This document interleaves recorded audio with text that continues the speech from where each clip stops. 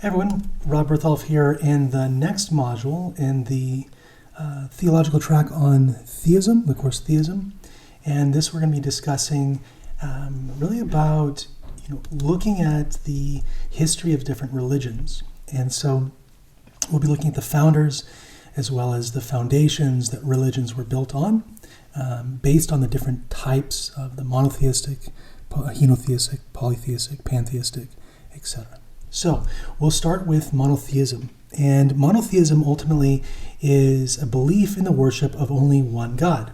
We'll find that, to put this into perspective, there's a very documented lineage which is agreed upon by about 4.2 billion people in the world. And so we can see that over 50% of the world accepts the same lineage ultimately from Adam to Abraham. And, while this does not make, any one religion or any viewpoint correct based on groupthink, I think that it is a pretty significant fact that needs to be analyzed. Just the sheer number of people that believe in a similar origin, a similar root. And so, the Jews, the Muslims, and the Christians all agree on the God of Abraham. Being the one true God. But there's variations on how to worship him. And so for now, we'll just stick to the lineage. I think it's easiest to understand this like a timeline of sorts, right? So we can trace the two main religious branches. There was the origin of monotheism. This is a human lineage, starting with Adam in the Garden of Eden, forward to his son Abel, who was killed by his other son Cain, who started a second lineage of religions against the true God. So the monotheistic lineage continued through Noah at the flood, which killed off that rebellion. And so we kind of can see the timeline of this. Judaism is the world's oldest monotheistic religion and is tied into the story of Hebrew people found in the Bible. So Genesis, Chronicles, 1 Peter, etc. All map out this lineage from Adam to Noah, dating back about 6,000 years. We read here in the father of Judeo-Arabic literature, Saadia Gaon, traced all civilizations to the lineage of Noah. And this was later echoed by Maimonides. And so we read here that scriptures have traced the patronymic lineage of the 70 nations to the three sons of Noah. And this is fairly understood by most religions.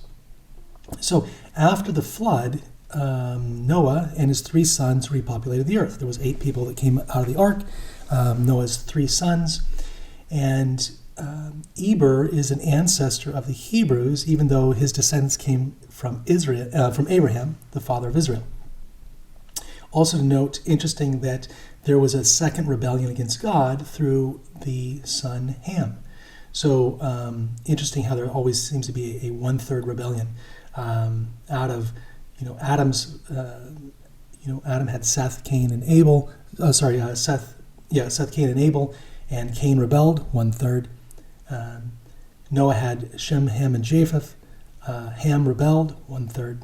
Anyways, if we analyze the different religions, we start with monotheism.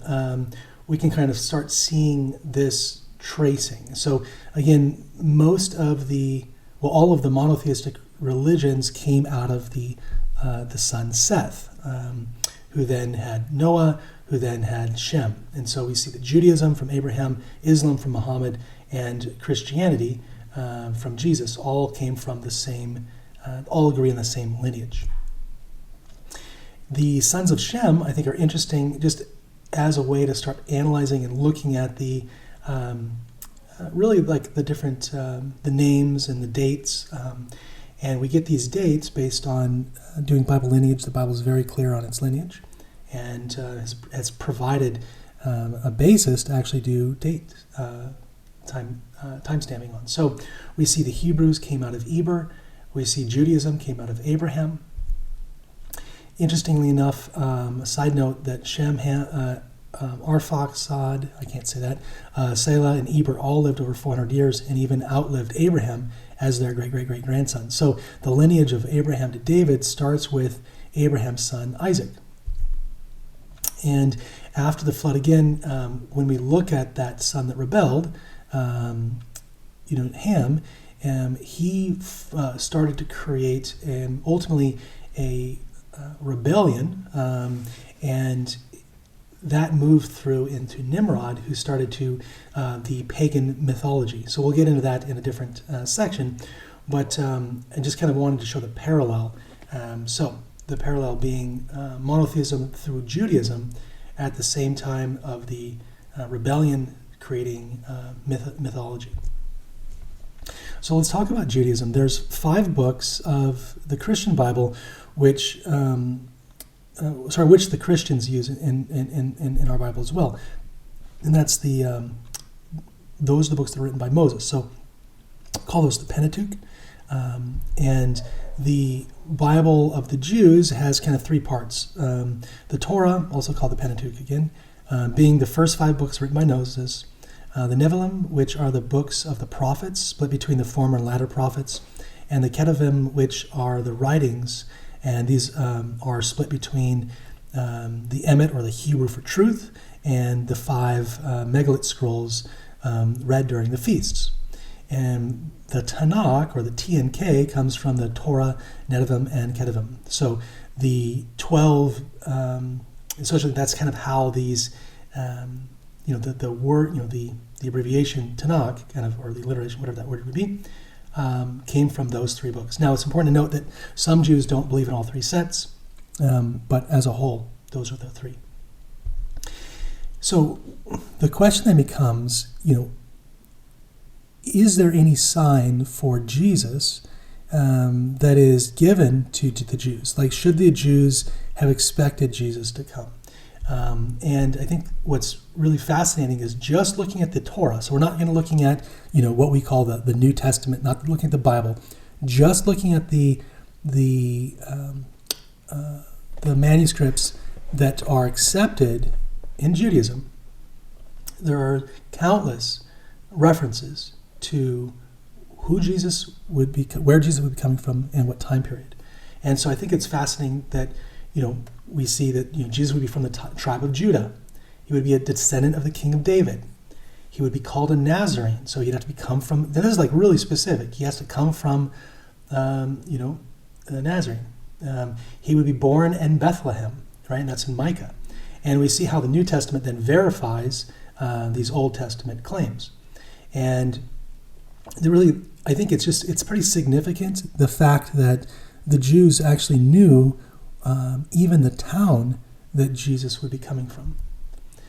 He would be called out of Egypt, born of a virgin, come according to a timetable, preceded by the prophet, be called God's son, be the Son of Man. These are all very clear statements found in the Bible, even to the point where, some stuff like you could say, well, he knew of the writings and copied it, like presented himself riding on a donkey. That's something that candidly is not a strong argument in my mind, because anybody could read that and say, okay, I'm going to come in from a donkey.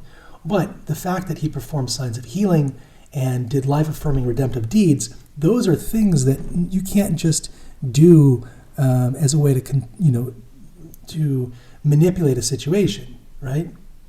The fact that he would suffer in our place, bringing in a new covenant, right? It even predicted that he would be rejected by his people, right? He would be the object of a murderous plot. And then specific, he would be betrayed for 30 pieces of silver. Like, that is a very, very specific thing. He would be forsaken and pierced, right? We find out that Jesus was pierced in the side, be a willing sacrifice, be the Passover lamb. He would be tortured to death, but then be resurrected and free us from sinning, and would be a light unto the Gentiles. He even tells that it would not be a religion for the Jews only, that the Messiah would come and be a light in the Gentiles as well.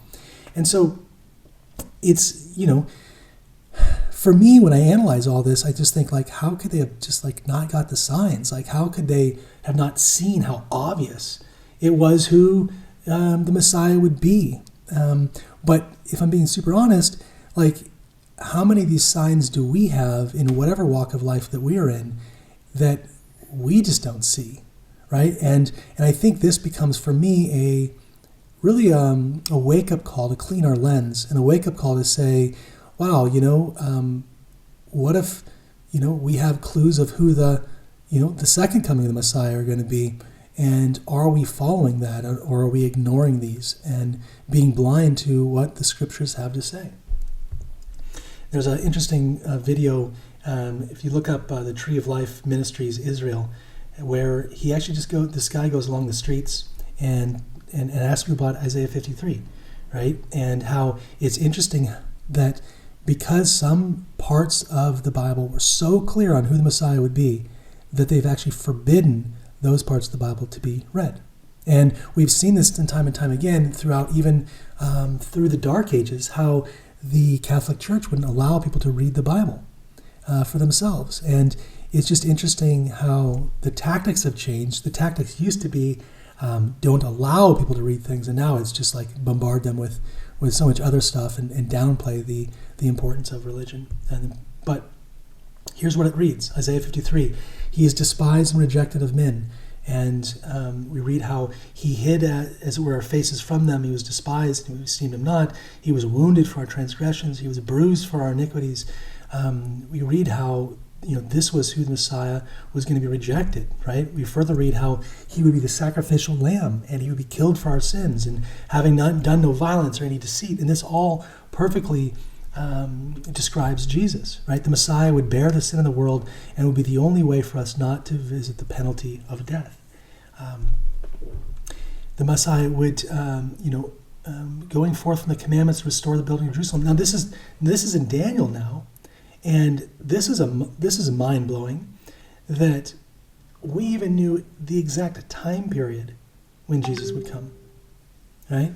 So when we actually read through this, we see that there's a very specific, 62 weeks, Messiah would be cut off, right? That's 3.5 years, right? Ultimately, the prince will be 70 weeks. So we actually start seeing this. So if we take the date found in Ezra 7, right, which is 457 BC, the date of the rebuilding of Jerusalem, the third rebuilding, and then add those 69 prophetic weeks, which end up being 483 years, we land on AD 27. Right? So if you're following along with the calculations, remember that we count 1 BC and then 180. There's no 0 year. But so that's kind of how we get to 27 AD. But what's so special about that? Well, the Bible tells us literally what happened on 27 AD. Right? The Bible tells us that that Jesus ultimately came and started his ministry on 27 AD. And then when we read here about there'll be 3.5 years, and then he'll be cut off. If we actually look at the timetable, Jesus came and was baptized in AD 27. Jesus was cut off, right? Meaning that's in the spring of 31 AD. And then ultimately, 3.5 years later, was the close of probation for the Jews at the stoning of Stephen. Now, I cover this so much deeper, and we're going to get into this in a later course. But it's really just to kind of paint a picture that the Bible has been very clear with, throughout the beginning of time, with who Christ was and who Christ would be. And I think it's interesting that the lineage is 14 generations from Abraham to David, and then Saul afterwards. David was the king of Israel after Saul, and then from David to Solomon. From the leaving of Babylon to Solomon, there was another 14 generations until Jesus came. Anyways, again, recommend a few of these videos by Tree of Life Ministries to really get a sense and understanding, someone that was a Jew, to really get a sense on how they see these perspectives. There's an interesting quote: "To understand, one must realize by the time of Jesus." So, the mindset, real quick, the mindset of those that were rejecting Jesus coming was because he was so humble, and because they wanted to overthrow the Roman rule, and they were expecting a king to come and ultimately deliver them from the tyranny of Rome, right? And what I think, when we look at this lessons for today, we read here that unwilling to see the light of the prophecies shown that Jesus Christ is soon to come. The Jews were looking for a temporal and triumphant reign of the Messiah in Jerusalem. And professed Christians of our time are expecting a temporal prosperity of the church in the conversion of the world and the enjoyment of the temporal millennium. So again, this is just a wake-up call to us to reanalyze what we think we know and really go to the scriptures for ourselves and figure out what does the Bible say about who the Messiah truly is. So ultimately, the apostolic church came from Jesus, who was a Jew. And so Judaism then birthed into the apostolic church, meaning the early church, the actual church of Jesus. Now, we can now start analyzing Protestantism, which is the second of the monotheistic religions. We can consider this Christianity, right? Christianity uses the Bible as its source of truth. And while Jews, at the time spoke of a message of oppressive laws and rituals, Jesus spoke of a message for love for all. And what we'll see in the Bible, specifically as we start to understand Jesus more in the New Testament, that as Jesus started to recruit his 12 apostles, all from different points of walk into life, the message was always about love. And so when we actually now look at the Bible, which the Christians use as the Bible, is a combination of the Old Testament, which was the writings that the Jews, Israel agreed upon, and then moving into adding in the New Testaments. Now, I'm not going to cover this much here, but there's another course, Basic Instructions Before Leaving Earth, that I cover the Bible and really breaking it down and understanding who wrote it and if it can be trusted, etc. So that's in the next course. We'll get to that more later. But I think what's interesting to really see is and this is critically important, is to understand the history and understand the time period that we're dealing with. So this movement, starting with Jesus and this gospel message, the good news that Jesus died for our sins so we don't have to, that's what formed this early Christian church. Now, during this time, we read in Acts that the light went from the Jews to all nations. So the good news, right, the gospel, was given to both the literal Jews as well as the new spiritual Jews, or the Gentiles that accepted the message of Christ. So anyone that accepts the message is now a spiritual Jew. These first followers took on the name of Christ to form their name, so Christians. We read in Acts that the disciples were called Christians. Now, in AD 325, at the Council of Nicaea, the Roman Emperor Constantine took Christianity and merged it with paganism to form what we now understand as Catholicism. And Catholicism is a henotheistic religion, which we'll talk about later. But it's really important to understand this time period that what we see as Christianity now is a perversion in many ways of what the early church taught. So I'm going to cover this in much more detail later. Let's go now through the third monotheistic religion. So in a timeline of things, about 100 years after Catholicism, well, actually about 10 years really after Catholicism was truly formed and organized, and about 500 years after the forming of the Christian church, a new religion was formed called Islam. And Islam was founded in 610 by Muhammad, who acknowledges the Bible, but uses the Quran as its authoritative source of teaching. And there's a lot of very interesting points that we can get into with this. Let's get into some of the terminology. When we look at, the basic terms, Islam is the religion. Muslims are the people who are of the Islamic religion. And the Quran is sort of like the equivalent of the Bible for Islam. To be honest, on the surface, I really like the concept of Islam. And, this kind of softened version of what Islam is appeals to me. Also, my Muslim friends are incredibly devout, and that appeals to me as well. I love people that really, are passionate about their religion. That's, I guess it means something to me. But the more I started to understand Islam for myself, to be honest, I started seeing some holes in the religion, and I'll explain briefly a few of those here. But again, I really like not the message, but I really like the devout nature and how dedicated my Muslim friends are, and that really appeals to me. In reading the Quran, we're going to get a wide variety, I would say, different perceptions of what the practices of Islam were founded on. And so we need to kind of go to the source documents, or the hadiths, which is essentially a compilation of different bits and pieces that were written for about 23 years by people who heard Muhammad speak. And each little bit and piece of quotes and accounts is called a hadith. These were later formed to be a more polished and softened version of the Quran. So a hadith in Islam refers to what is the majority of Muslims believe to be a record of the words, actions, and the silent approval of the Islamic prophet Muhammad as transmitted through the chains of different narrators. In other words, the hadiths are transmitted reports about what Muhammad said and what he did.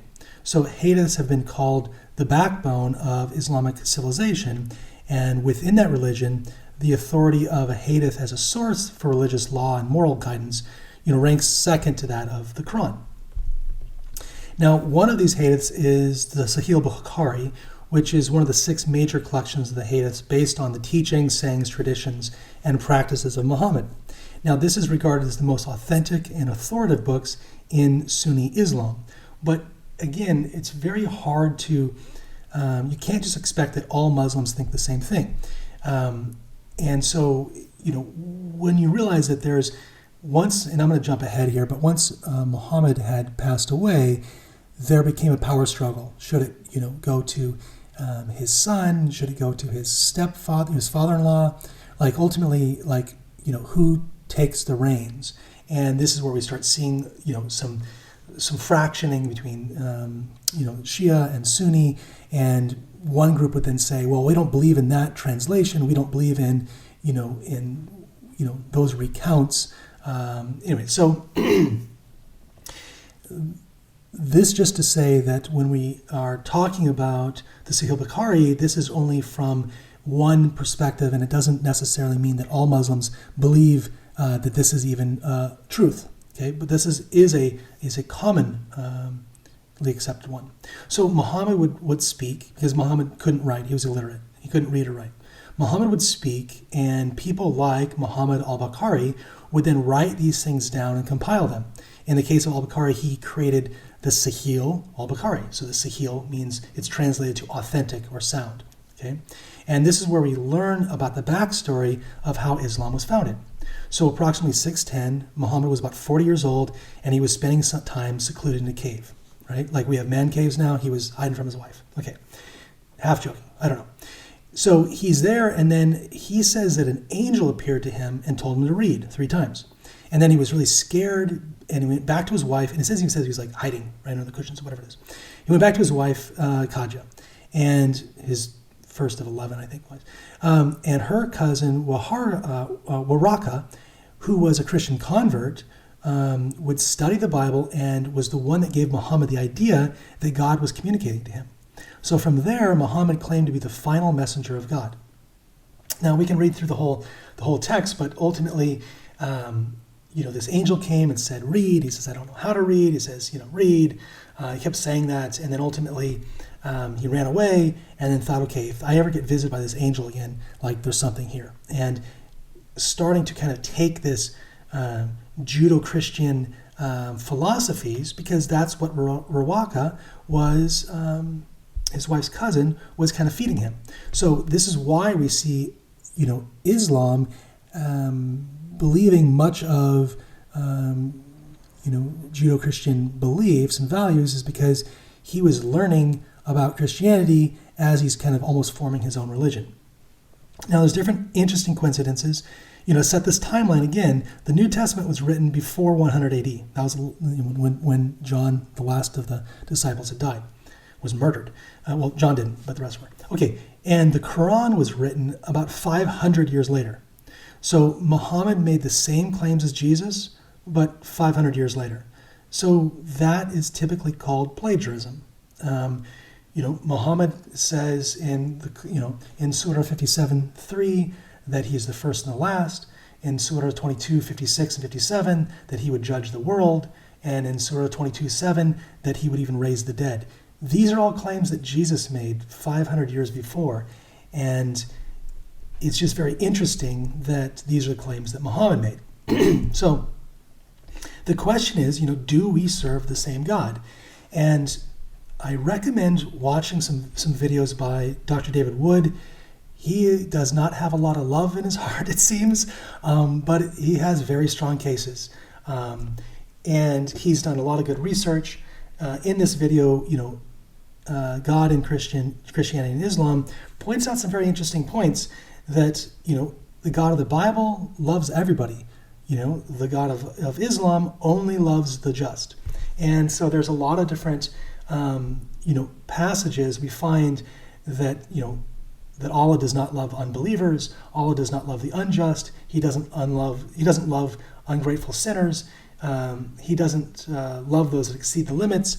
And there becomes this kind of very conditional type of love that's formed. Very different than what we find in Christianity. There's an interesting book about Jesus in the Quran, and Jesus is actually mentioned 93 verses in the Quran. 37 of those are in the Sahih Bukhari alone. So what we find here is that because Islam was, because Muhammad was really kind of, without a better word, plagiarizing much of Christianity and much of Judaism, we find a lot of similarities. And Islam, interestingly enough, actually traces the same ancestral tree as Adam. The difference is that Islam follows the lineage of Abraham's son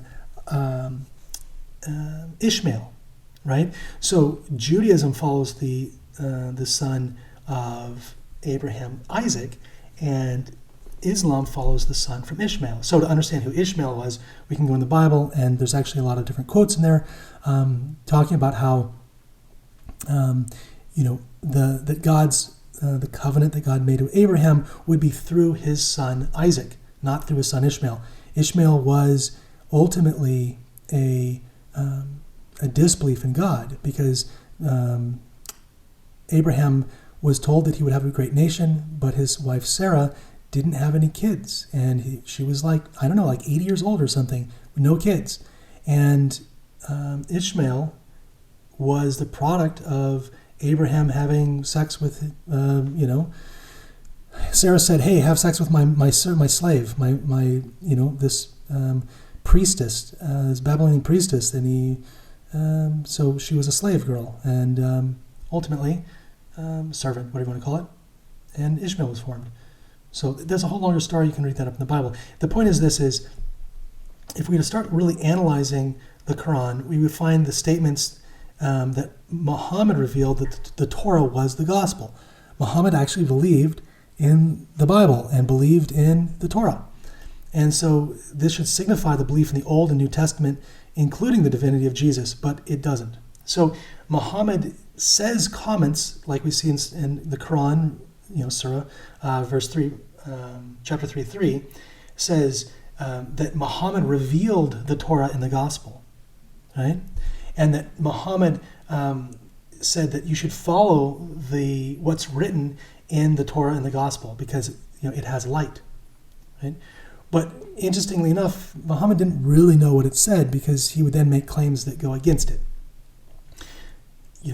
We read here that in Surah 6, 115, that no one can alter Muhammad's words, and there's no changer of Muhammad's words. And so the fact that previously he says that there's that he believes in the gospel and he can't alter his words, then we should how do you reconcile that they don't believe what the Bible says about Jesus being God, about Jesus actually dying on the cross and raising from the dead. In Surah 5:47, let the people of the gospel judge by what Allah has revealed therein, and those who are the defiantly disobedient. So, if they don't believe that the gospel is, anyone that's disobedient, this essentially contradicts the belief in the gospel. Here we read that, in Surah 4:157 claims that the Jews did not kill Jesus. So if we believe the gospel, and we believe what Muhammad has said, then we also must reject what Muhammad has said, which is an interesting paradox to be in. again, going back into the story, Abraham said there'll be a mother of all nations, that his wife would be, Sarai would be, but rather than trusting in God, he has a child through his servant, and Genesis reads that that Ishmael was a wild man, and he will be against every man, right? So this is a very rebellious, and we find out even after Ishmael was born that the covenant was through Isaac, not through Ishmael. But God promised to make Ishmael fruitful and exceedingly multiply. And so he made him a great nation, even though it was not the nation that the covenant went through. Again, Surah 5:68 reads, uphold the law of Torah and the gospel, right? Even though then, it's just kind of odd though, because how do Muslim apologetics reconcile the Bible being validated by Muhammad? The only way to do that is to say that the Bible has changed, right? So, here's a lengthy video, again, by David Wood, which kind of talks about, this claim the Bible is corrupted, and goes through a pretty long dissertation on how to, ultimately poke some holes in that. Again, theory is very good, not a lot of love in the videos, but the facts speak for themselves. The text that typically gets, most frequently used to say that the Bible was corrupted is from the Quran 2:79. For those who write these things say that essentially those write the things that Muhammad was just doing, they were trying to make money by changing this. So to those who write the scripture with their own hands and then say this is from Allah in order to exchange it for a small price. That's essentially saying that people are changing the Bible and making money off of it. But then, so we have in Surah 291, it says the scripture was truth. So clearly it's not referring to the entire Torah, right? Because even after that, he's saying there's truth concerning those with them. So, it's not all of the Bible, the entire Torah that's changed, right? So then we look at the next one that says, even if we were to look at best case scenario, the passage refers to the Torah, but never mentions distorting the gospel, right? So the gospel being the New Testament. And so again, because, this passage, even if you were to use Surah 275, it's a group of them, and it's talking about, ultimately the Torah. So even if you were to say that the Torah was corrupted, then the New Testament was not corrupted. Again, Surah 3:199, that some who do not, as it's read here, among the people of the Scripture, they do not exchange the verses of Allah for a small price. So there's among the people of the Scripture, right? There are them that don't do this. So again, Muhammad is now saying that it has to be a subsegment of the Jews that he's referring to, not the entire Bible and not at all the New Testament gospel, right? So again, the point is that you can't say that the Bible was changed and then based on Muhammad, because Muhammad's saying that it wasn't, right? Again here, bring the Torah, it was brought. I believe in thee and in him who revealed thee, right? So this is years after Surah 279, Muhammad said that he believed in the Torah. So why would he then affirm a copy of the Torah if it had already been corrupted, right? Anyways, what it feels like, the more I study into Islam, is it just feels like it's just layers on layers, and that was obsolete, and there's a lot of rewriting and revisiting and reinterpreting that's very hard to follow. I'll leave it at that. Here's Abdullah Sahid wrote, since the authorized scriptures of the Jews and Christians remain very much today as they existed from the time of the Prophet, it's difficult to argue that the Quranic references to Torah and Injil were the only pure Torah, and Injil has existed at the same time of Moses and Jesus, respectively. In the texts, if the texts have remained more or less as they were in the 7th century, then the reference to the Quran shown them that the time should be retained even to today. So, many interpreters of the Quran from I'm not going to pronounce some of these names, inclined to share this view. The wholesale dismissive attitude by many Muslims in the modern period towards the scriptures of Judaism and Christianity does not seem to have the support of either the Quran or major figures of Tasfir. So that's, again, that was published in Muslim World, fall of 2002. If a Muslim says that the Bible has been corrupted, that's not coming from any sort of supported aspect in the Quran. So how is it then that Muhammad condemns those who believe only part of the Torah and not all of it? Right? You have nothing to stand on unless you preserve the Torah. Like, again, like and this is, it just doesn't make sense to me, because like with the Bible, there's nothing contradicts itself, right? Things can be interpretedly in a different way based on our understanding of who God is, right? So the Old Testament seems harsh, and I'll get into this in my whole course on the law of God. And then later on, it seems like, wow, Jesus is like really, really loving, not hard at all. And it's the same way that if you have like a little kid, hey, don't touch the fire, and then an adult, you just say, hey, that's fire. You're not going to want to touch it. So again, the Bible is consistent, but the Torah, when Muhammad says you have nothing to stand on unless you believe the Torah and the New Testament, the whole Bible, right? And then many of the Muslim apologetics say that you can't believe in it. It's like, right here. How is that? He writes here in 285, so you believe in part of the scripture and disbelieve in part. Then what's the recompense for these? The point is, Muhammad himself has validated the Bible and the Quran. The Bible and the New Testament, right? The Old Testament, New Testament. And so it would then say that anything that does not anything that conflicts with that needs to then be reevaluated. Now, there are some pretty weird contradictions between the words of the Quran and the actions of Muhammad. Again, the Quran was compiled after Muhammad had already died. And so there ends up being a lot of, if you want to talk about changes, that's where the changes were made. In the Quran, it stated that you couldn't marry more than 4 wives, but Sahih Bukhari stated that Muhammad, had 11 wives. And by the way, one of them was a 9-year-old girl. We read, she married her at 6, actually, and had sex with her at 9.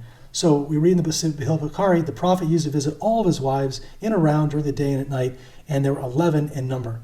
And Sayyid said on the authority of the Qudsa that Anas told him about 9 wives, but not 11. The point is, far more than 4.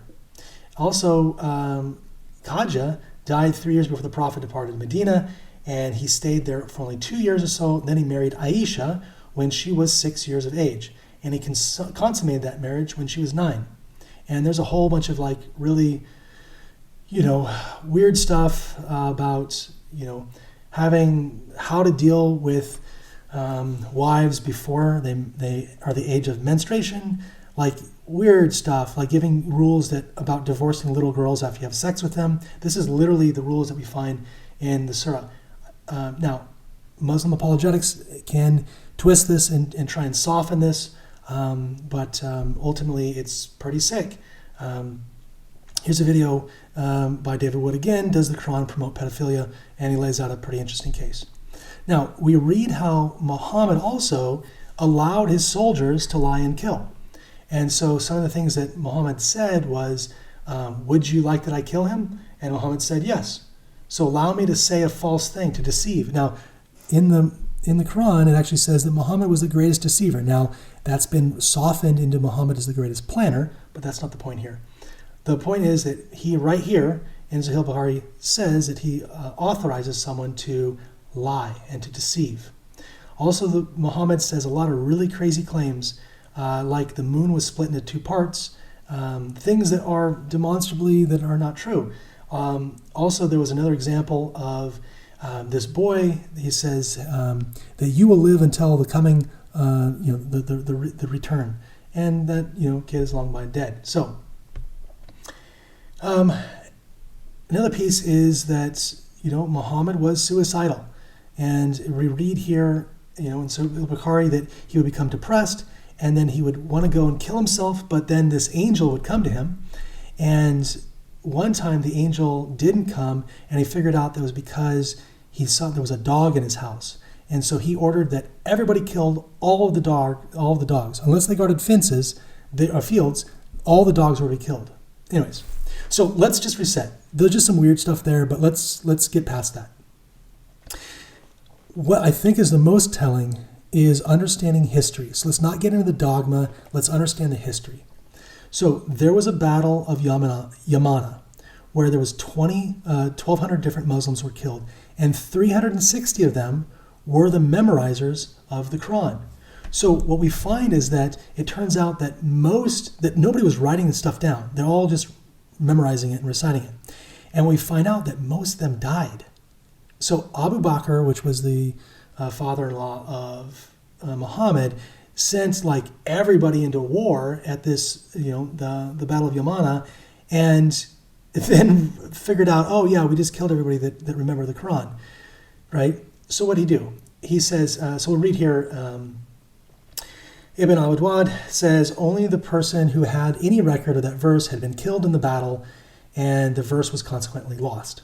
Right? We read again another passage that someone was asked about a verse, and it was with a man that got killed on the day of Yamana. So throughout, you can say, well, I don't, all these different hadiths, all these different kind of sources share that the reciters of Muhammad during his 23 years of wild fables, most of them had died.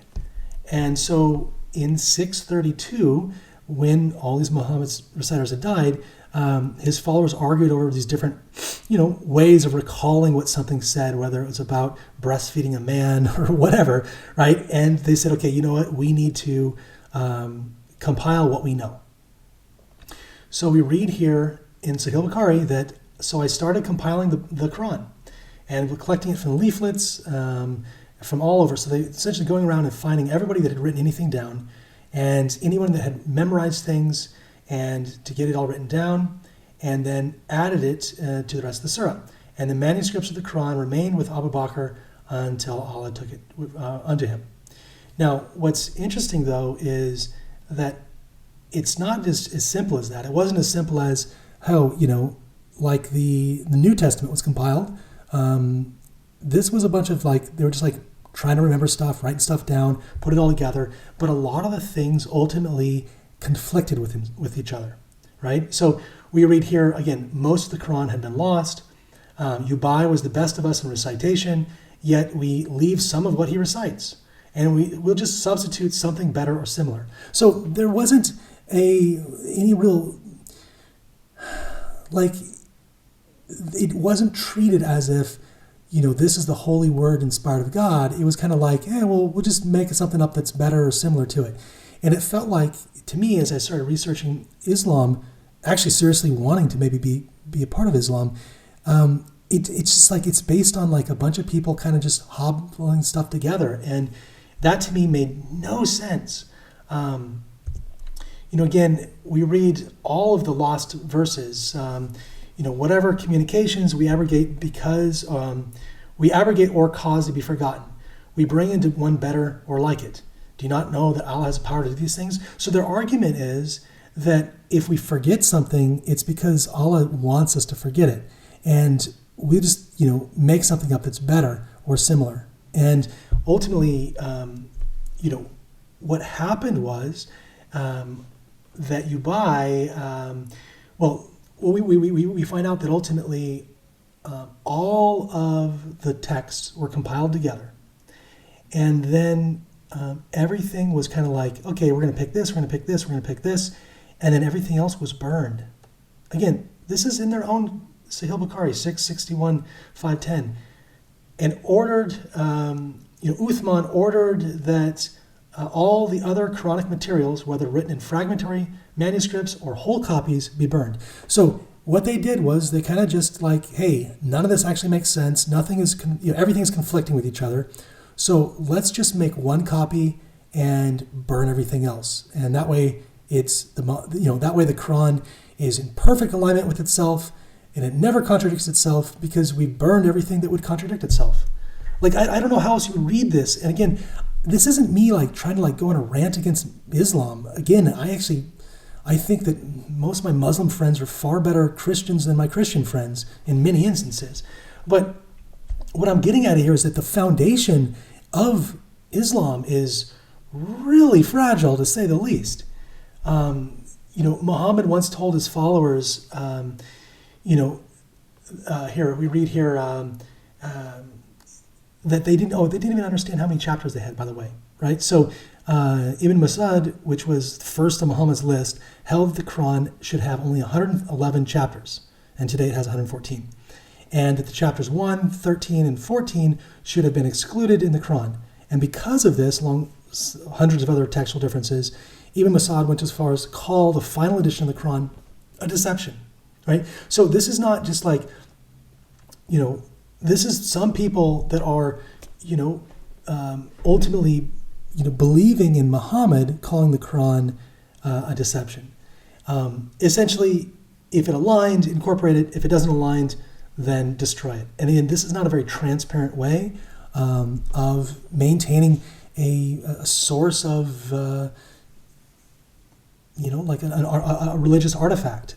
When we see the Bible is very, very different, because we find through the Dead Sea Scrolls and through so many different discoveries how the Bible has not changed from the Old Testament manuscripts till now.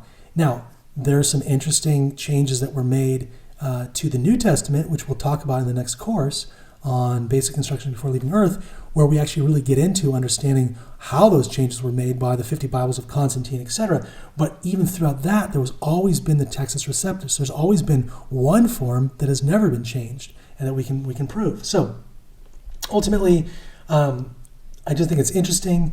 Again, it's very easy for me to see through this Islamic lens, and my heart goes out to them.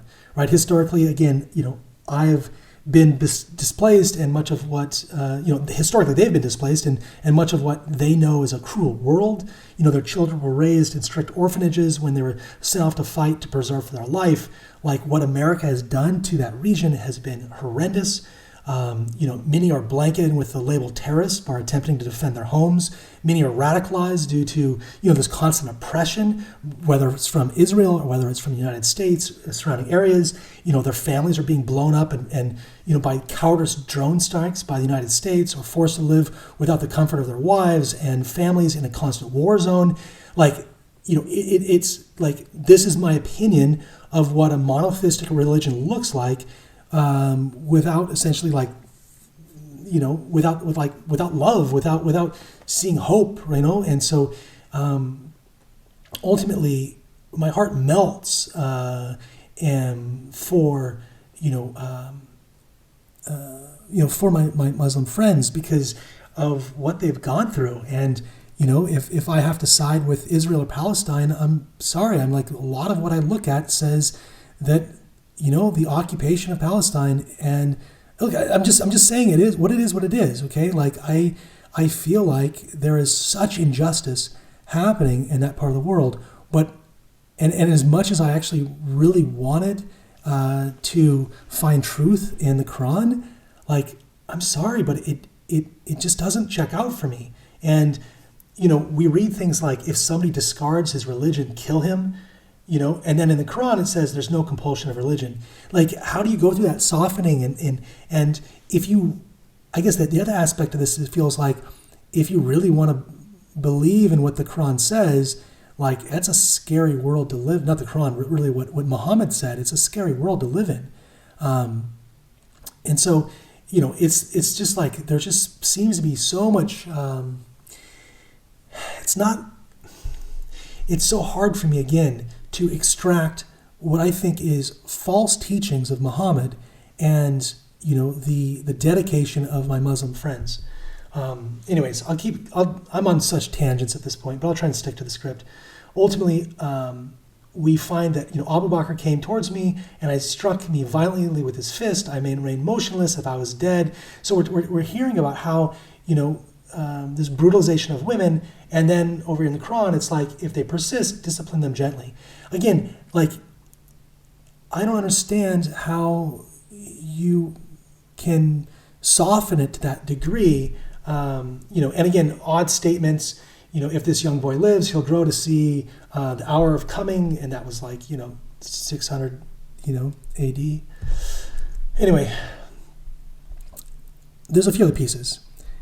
If Islam was truly coming out of, let's just say a Judeo-Christian source, then why take control of a pagan temple?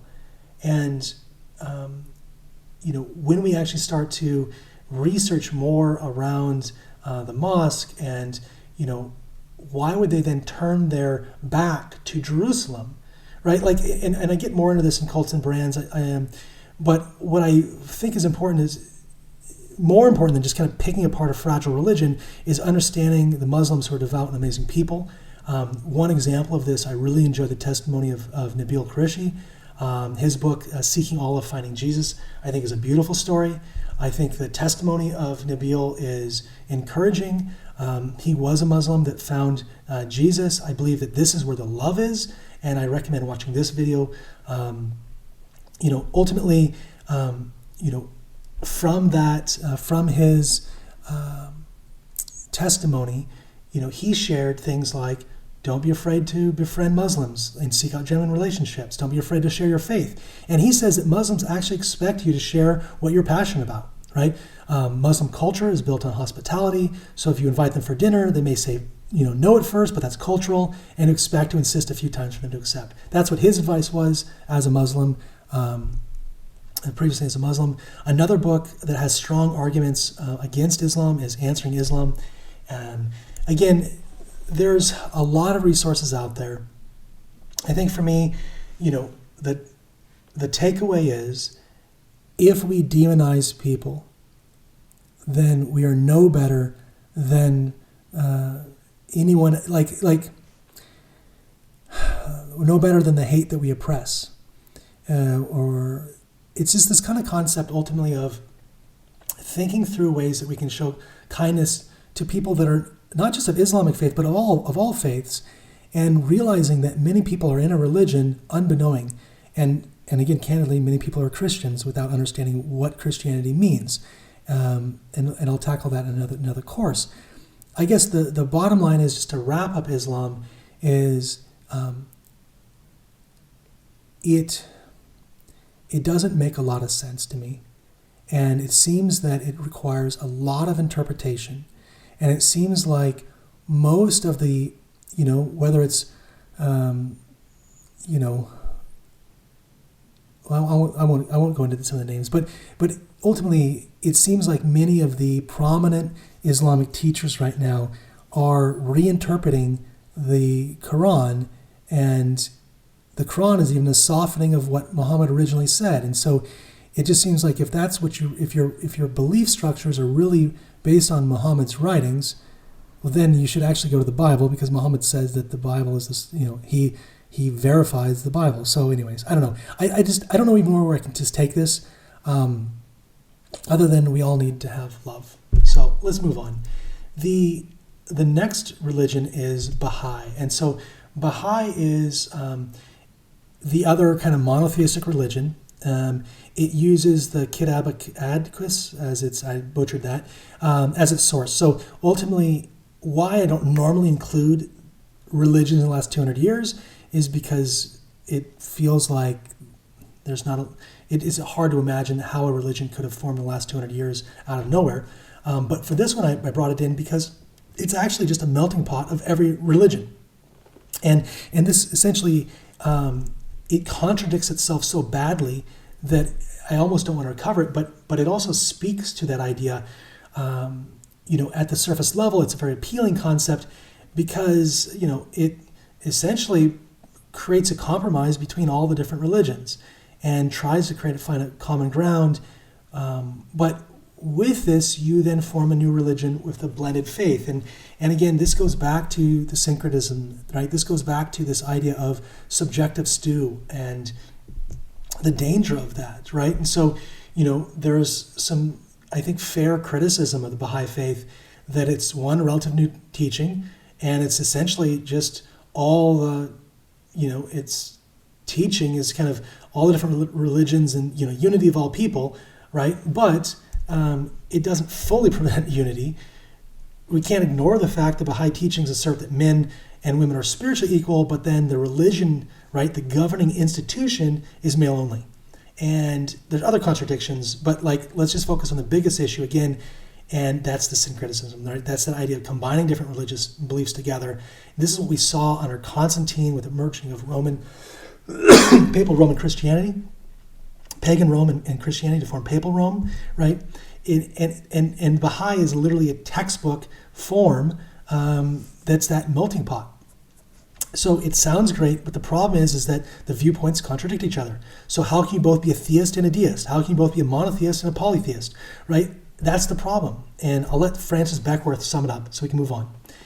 If manifestations are allowed to contradict one another, then there's no way to separate false manifestations from true ones, or to discover if any of them really speak for the true and living God. The Baha'i concept of God is reduced to meaninglessness.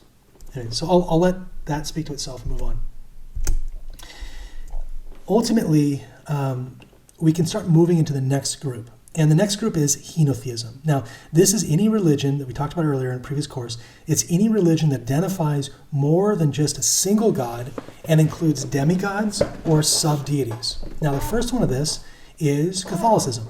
Now, Catholicism has tried to pretend that it is Christian religion, but it has its own beliefs that are outside of the Bible. That's called the Catechism. So the Catechism is essentially the Bible for the Catholic Church. Now, this took roots in the merging of Roman mythology, right, and Christianity.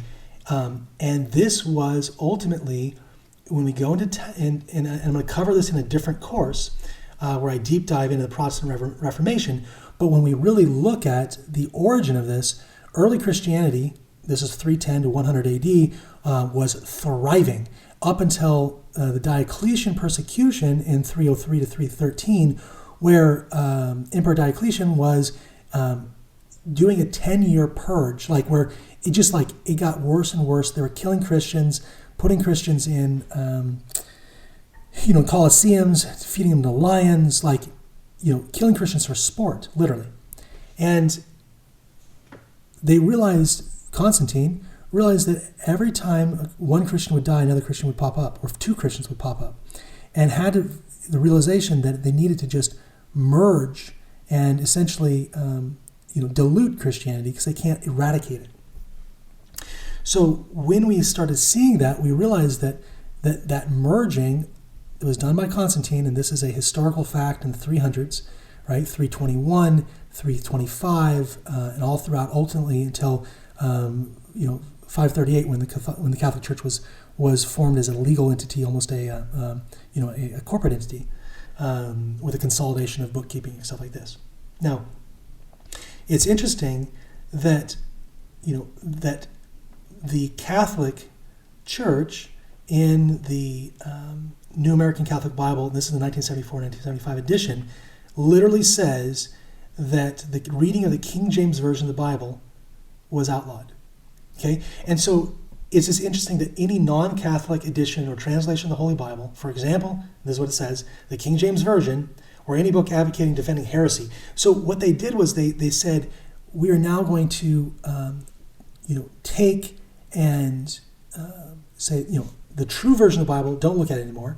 Let's pump out these new versions, the 50 Bibles of Constantine that were issued, ultimately written by Eusebius, who came from Origen, who had ultimately Arianism beliefs, etc. What we find is that the Catechism, right, and ultimately some of these newer Bibles that were pumped out by the Catholic Church, removed major parts of the Bible. The fourth commandment in the Bible, remember the seventh day to keep it holy, is changed. And there's a long whole thing. It's 6 days, Lord. All of this is changed and condensed to just remember to keep the Lord's Day. And then they say the Lord's Day was Sunday. So when we actually see that the 10 commandments, right, were changed by the Catholic Church, removing the second commandment around idol worship, because how are they going to get past literally worshiping idols, The whole Catholic Church is formed around worshiping idols. So they have to get rid of that entire verse, right? That entire commandment. And then changing the seventh-day Sabbath to just change it to the Lord's Day. So completely removes one commandment and completely changes another commandment. And again, I'm going to dive into this much deeper in another course. But it's just important to see that even from the Catechism, even from the just to touch a little bit more on the subject of the Sabbath, the Catechism clearly acknowledges that they were the ones to change the day of worship from the seventh to the first day. Right? There are narratives which try and say that Jesus was or the early disciples even changed the day, but it's not biblical. Like, find one verse that supports this, and then reconcile while the Catholic Church admits to making the change. Right? We read that the Sabbath has been replaced by Sunday, which is rightly called the Lord's Day, and Christians should seek recognition of Sunday. Okay, and in 538 they made worshiping Sabbath actually illegal, and that was Novum 144. So we read from their own mouth that the Catholic Church in the Council of Nicaea transferred the solemnity of Saturday to Sunday. I covered this in a whole course. There's one course literally dedicated just to this topic, so I'm going to move on a little bit. I'm going to the next religion. But I just think it's important that we, think about, even do some research on what are some Bible verses that instruct us not to change God's word. Deuteronomy 4:2, Revelation 22:18-19, Proverbs 30:5-6, Matthew 24:35. The idea is that, you can't call yourself Christianity and then go against the tenets of Christianity, right? And that's what, okay, I'm going to come down a little bit. It just really bothers me. Okay, so let's move on to the next henotheistic religion, and this is Mormonism. Now, Mormonism, again, was formed so recently that I normally wouldn't cover it as a religion. I would more consider it typically as a cult. But because there's so many people that are in Mormonism, actually my mom was in Mormonism when she was a kid, I feel like I need to address it. Ultimately, in Mormonism, they move further than just promoting a human to a saint status. They believe they can become demigods, and that's kind of the purpose of it. So the founder, Joseph Smith, had a very checkered history. I'm not going to get into the 27 wives or the 30 criminal allegations, during his life, which ended in 1844, an interesting date. And he was killed by a mob waiting trial for treason. But let's talk about this idea that the Mormon apologists contend for the years that there was no 1826 trial, right? And then Joseph Smith ultimately, they say that never happened. And again, I don't want to get into this part, just to cover it quickly. In 1971, the original bills were discovered, right? That literally the fees charged by the judge and the constable of the trial, and they corroborate the dates and substance of the trial. So all these scans are online, just josephsmithpapers.org. And it shows that all these papers are right there. These aren't manufactured. I mean, these are literally these are copies, right? Of, not even copies, these were the originals that were found and scanned. And there's tons of documents that show that Joseph Smith was a fugitive from justice. He was charged with crimes of treason against the state of Missouri, burglary, murder, etc. Like, heavy stuff. 1926, New York State charged Joseph Smith as a disorderly person and an imposter, and that he was used to look at stones to determine where hidden treasures were. And I mean, there's tons more allegations, but it just gets weirder. Again, I don't even want to cover this, but okay, let's just leave Joseph Smith alone, and I'm not even going to touch like the Ermine and the Thurman and the whole Angel Moroni thing. It's just too weird for me. So let's just move on. Let's go to Brigham Young, okay? Brigham Young moved the Mormons from Illinois to Utah and founded Salt Lake City. And when President Buchanan tried to install like a non-Mormon governor in Utah there, they literally went to war with the United States. And he's also created a ban against black men becoming priests. Like, he's quoted as saying the reason that black men have black skin is because they received the curse of Cain. He, again, didn't stop at just being racist. He was also into the whole polygamy thing, 56 wives. He had like 1,000 direct descendants, which is hard to imagine. And there's pretty big age gaps. When he was 60, he was still marrying 20-year-olds. All this is just public record stuff. Brigham Young rationalized why so many wives were necessary, and that it was because he was waiting for, or essentially he wanted to let the spirits waiting for tabernacles to be brought forth. Okay, so again, let's ignore the founders and let's just look at what Mormonism is, because the founders, that's too much. Okay, the doctrine itself, we can read for ourselves the King Follett Disclosure, right, which is a speech which was given after the death of their elder Follett by their founder Joseph Smith. And this is 3 months before he was killed by a mob. In the sermon, he pronounced that since God came as a mortal man, that humans could become God. And this is what he called divination.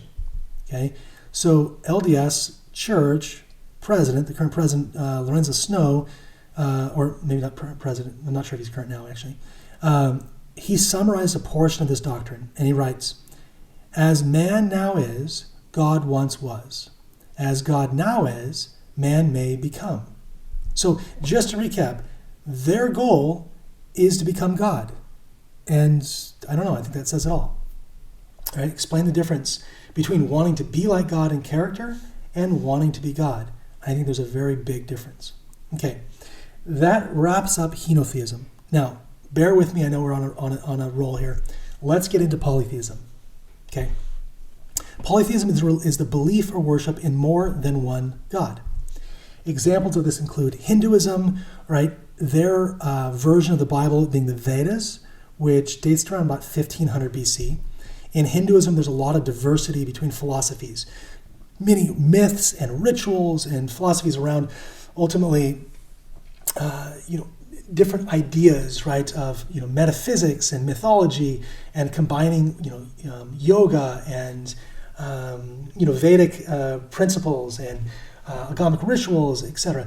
They have different symbols that we've actually can kind of see wrapped into so many more modern concepts, all dated, all rooted out of Hinduism. Even the swastika, by the way. Hinduism now started out of the Indus Valley in Pakistan, near Pakistan, I guess, as early as 2300 BC.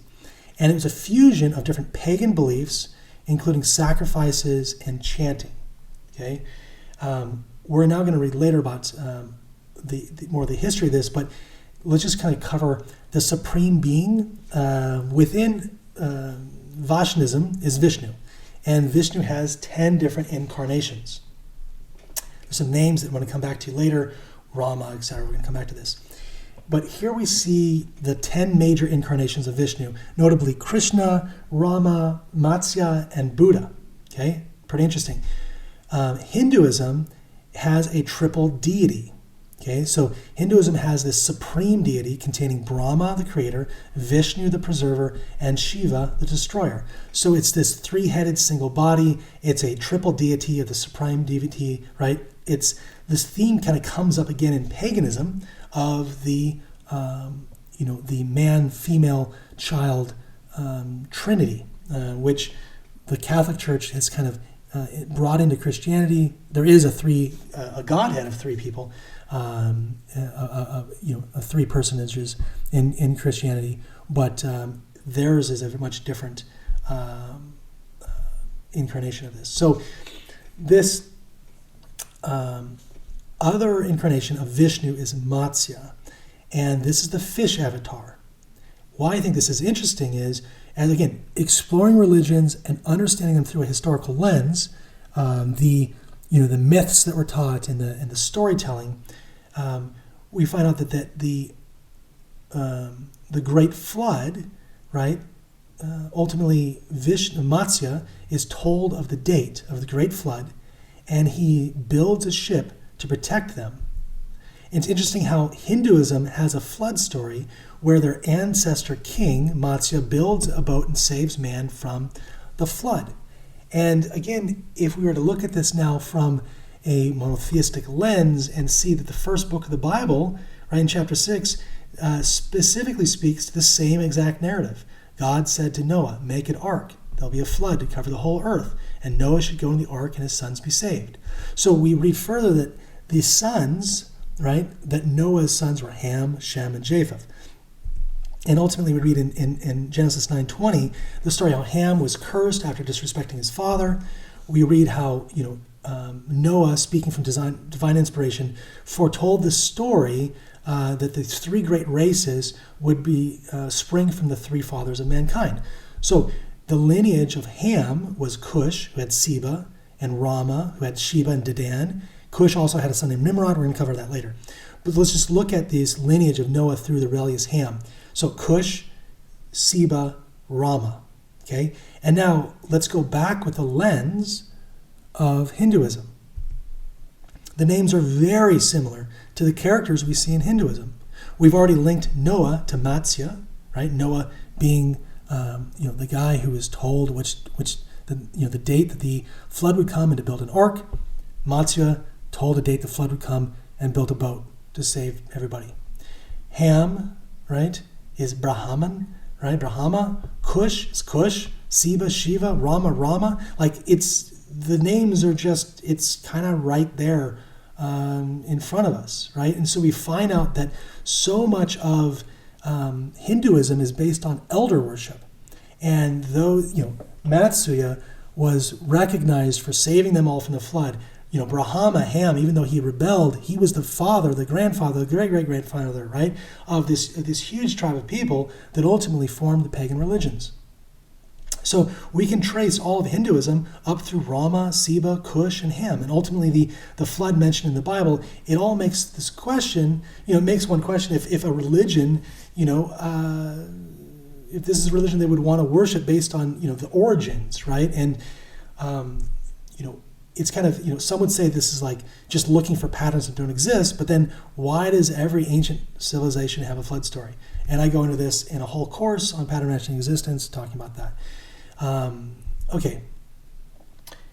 I think it's interesting to kind of think through again, what are some of the names found in the Bible which correspond to Hindu gods, and seeing that, the rejection of God has always been paganism, and how we see paganism take root. Now, you can ask, how did Hinduism start? And I think the answer is a lot of movement through the Assyrian empires, bringing a lot of mythology down in their conquest of Asia, India specifically, etc. Okay, so let's get into Sikhism. Sikhism used the Adi Granth, 604 AD, when it was not written. Ultimately, we find out here that it's an Indian religion. Sikhism is described as monotheistic, but it's actually pantheistic elements. And so we classify it here let's just classify it as polytheism. And ultimately it was founded by Nanak, who was a mystic who believed that God transcends religious distinction. So again, this is kind of this easiest way to look at Sikhism is that it's essentially just a fusion of Hinduism and Islam, right? So it rejected the caste system, right, of priesthoods, image worship, and pilgrimages, but embraced transmigration and karma. And again, it's interesting how so many religions are based on a need of the people at the time that the other religions weren't giving them. We'll get into that more. So their holy book is called essentially was written by the Guru Granth Sahib, named after their 10th and final guru, which is a collection of lessons from the 10 gurus, as well as the Sikh and Hindu and Muslim saints. So again, it's a combination of Hinduism and Muslim. Now, Sikhs would reject this claim that their religion is polytheistic, all while hanging up images of Sikh and Hindu figures, but we'll leave that alone. I've found some great advice that apologetics do not work because it makes you feel that you're attacking their way of life. So again, if you want to reach someone who is a Sikh, I think it's the advice that I was given is ultimately, speak to what resonates with them, which is the concept of grace, right? Speaking to personal experiences, and ultimately let the Holy Spirit convict. And so again, there's some more resources and recites on that. I think it's interesting how we should be thinking as a takeaway of what are some of the ways that we can share truth about history of religions without being respectful, while still being respectful and communicating in a way to others that do not feel like we're attacking them. I have a feeling that probably some of this course is going to come across as me being, looking down on other religions, or being sarcastic at some points and some things. I really hope that I'm able to convey information in a way that shows my sincerity of wanting to reach individuals, but I can't get over my disdain. It is, I don't like being lied to, okay? That's what it comes down to. I hate being lied to, and I hate people that deceive. It bothers me.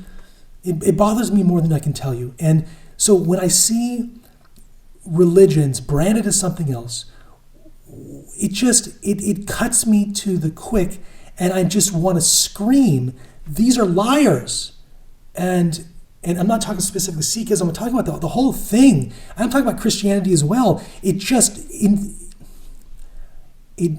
me nuts, because there is an objective truth that's based around love, and everything is so distorted around it. Everything is based on fear, even in the Christian sector. And it's not about fear, it's about love. And people don't get that. And so we try to control and manipulate and trying to convince, when all we need to do is demonstrate the character of Christ, which I'm apologetic of. Not sorry to a degree, which we'll get into, I don't know, maybe later. But this idea that, it's a long rant just to say that I want to demonstrate love more in my life. I'm just having a hard time demonstrating love while being so frustrated and so upset at liars. Anyways, speaking of liars, let's get into pantheism. So the worship of many gods which do not contain a distinct personage is the basic way to look at it. And the easiest way to start analyzing pantheism is just to analyze modern pantheistic leaders. Again, we can look at Carl Jung, the inventor of the Jung personality test, which is how Myers-Briggs, right, was birthed from Carl Jung. They're pantheists, right? They believed in a journey to find self was the same as a journey to meet the divine. That's just a basic principle. Jung was so deeply entrenched in the occult and participated in communicating with fallen beings, right? Jung was influenced by names like Nietzsche, Heraclitus, Lao Tzu, and more. So let's work our way up the list, right? Greek pantheist Heraclitus, who was credited with the idea of the world in accordance to logos, right? And the unity of opposites, right? He went on to influence Plato. Again, nihilist Friedrich Nietzsche comes back up. Metaphysics contributor, the Nazi Heidegger, right? It's believed that logos and Heraclitus was influenced by the Tao and of Lao Tzu, right? So we find that this concept of unity of opposites, right? Ultimately, what I believe is just the argument that Lucifer, while is evil, like without his darkness, God's light can't be seen, right? So we keep seeing this being framed of unity and darkness. So like light needs darkness and darkness needs light, and even then like darkness is light and light is darkness. Like it's just so ridiculous. I don't really want to get into it. Maybe we'll get into it later. I don't know. Anyways, ultimately, the name that just keeps popping up is Lao Tzu. He was the founder of Taoism, right? He's also the author of the Tao Te Ching, right? And it's widely viewed as the ideas of Lao Tzu, ultimately the foundation for Taoism and the spring of Chinese paganism. Okay. Oh, take a breath. Okay. Chinese religions are described as kind of like like an empty mold which can be filled with the contents of Buddhism, Taoism, Confucianism, etc. This empty bowl, that ultimately invites syncretism, right? Invites this idea of kind of bringing everything together. And so the more we study Chinese religions, the more to me is a combination of light and dark. And it's a case made to justify Lucifer being evil. Anyway, that's how I see it. We can keep moving into Shintoism. Okay, so Shinto, about 712 AD. This is only, literally 100 years only after Islam was formed, right? We have, Shintoism. Shintoism is being this combination of, that we are part of God, God is part of us, it's all part of the same thing. We can move into, again, I mentioned Taoism already. I think the biggest question is thinking about how have these pantheistic views ultimately, infiltrated popular culture, right? And even sneaking into Christianity. We can see how pantheism and animism are all throughout, ripe in Disney. Pretty much every Disney movie is a indoctrination into animism. All right. So let's get into transtheism. So again, pantheism is us being part of God. Transtheism is now us ascending above God. And the first transtheistic religion explores Buddhism, which based most of its teachings off of the Tripitaka, or the words of Buddha. So, again, to be clear, most people are going to tell you Buddha is not a religion, but don't be mistaken.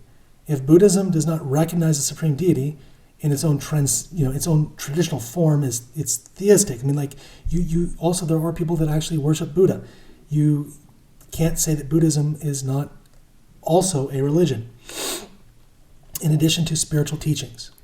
In terms of a classification, Buddhism is an Indian religion based on a series of original teachings attributed to ultimately Buddha. But we'll find out later that they're actually not original teachings. So we'll get to that in a second.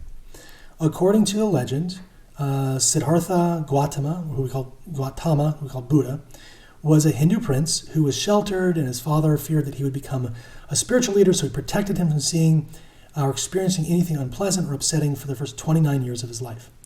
The story is criticized as being implausible, because how could somebody go 29 years without becoming sick or seeing a sick person or being aware of death? But it's explained away as that the story is symbolic or an artificial construct. Buddha later, the kid who later became Buddha, grew up in a wealthy family in Nepal, right? Legend has it that he was moved by the suffering of the world, and that after 6 years of searching, believed that he found enlightenment while meditating under the Bodhi tree. So enlightenment for him, he became ultimately transcended human form, I guess.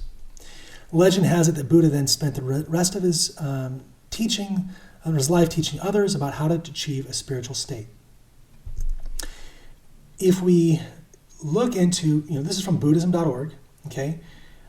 We read that Buddha never admitted the existence of a creator, and that despite the fact that Buddha placed no supernatural God over man, some scholars assert that Buddha was characteristically silent on this topic.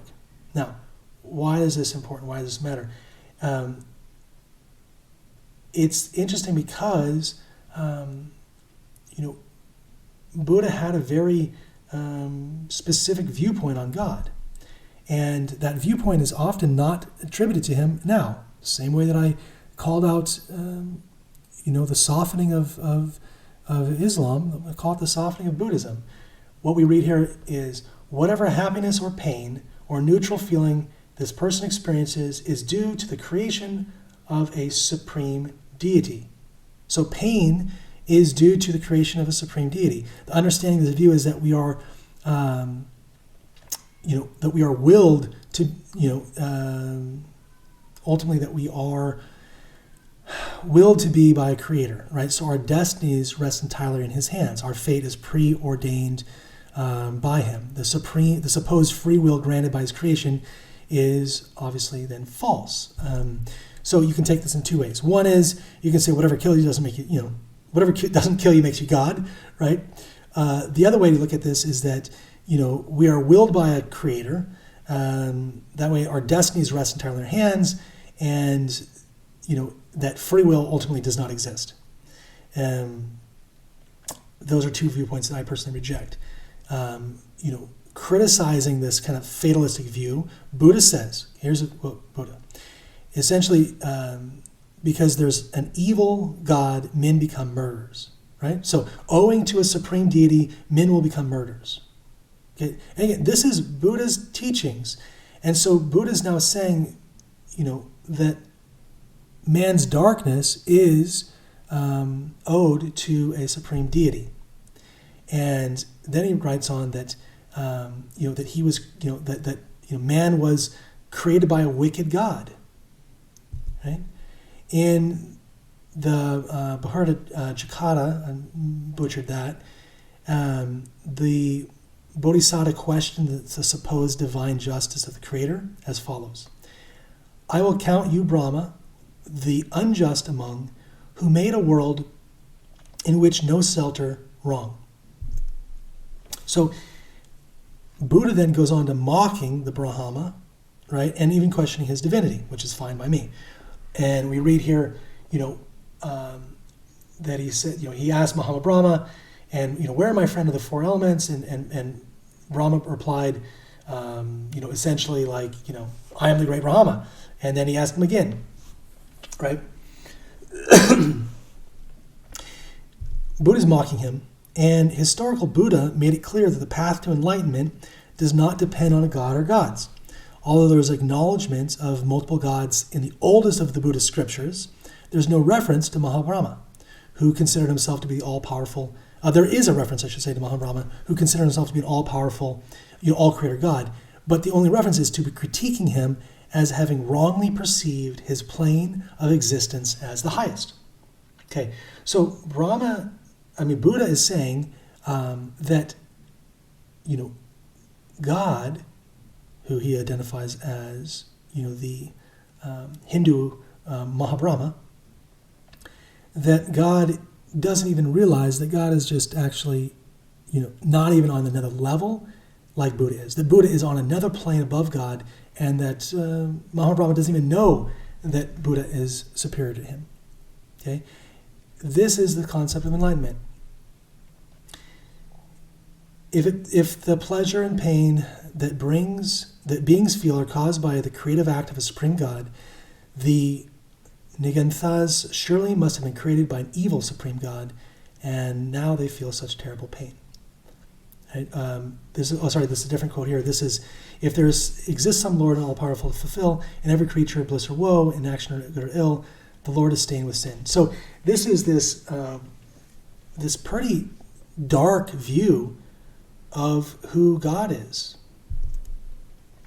After Buddha died, his followers organized a religion which became Buddhism. And shortly after, the emperor made Buddhism the official religion of India. So if you say Buddhism is not a religion, then okay, well, tell that to India. The point is, what's interesting is we go back to, understanding the life that, who was, this guy here. While the events are ultimately largely legendary, he's considered an actual historical figure that grew up in Hinduism and saw an opportunity to branch out, as it were, to a period, to appeal to people that were questioning the validity of Hindu scriptures in the practicing of priests. So out of rejection of Hinduism, Buddhism gained root and grew really rapidly. Siddhartha attributes his training to Hindu teachers Kalama, Ramapuda, and Rama. Okay? So the point here, if we were really, I'm going to talk about this more in a second, but just to reemphasize that Buddhism came out of a rejection of Hinduism. We'll talk more. We read here, on a practical level, critics of Orthodox Hinduism claim that the religion was not meeting the needs of the people. The Vedas were said to have been received directly from the universe and could not be questioned, but the scriptures were all in Sanskrit, a language that people could not understand, and they were interpreted by the priests to encourage acceptance of one's place in life, no matter how difficult or impoverished, while they themselves continued to live well from temple donations.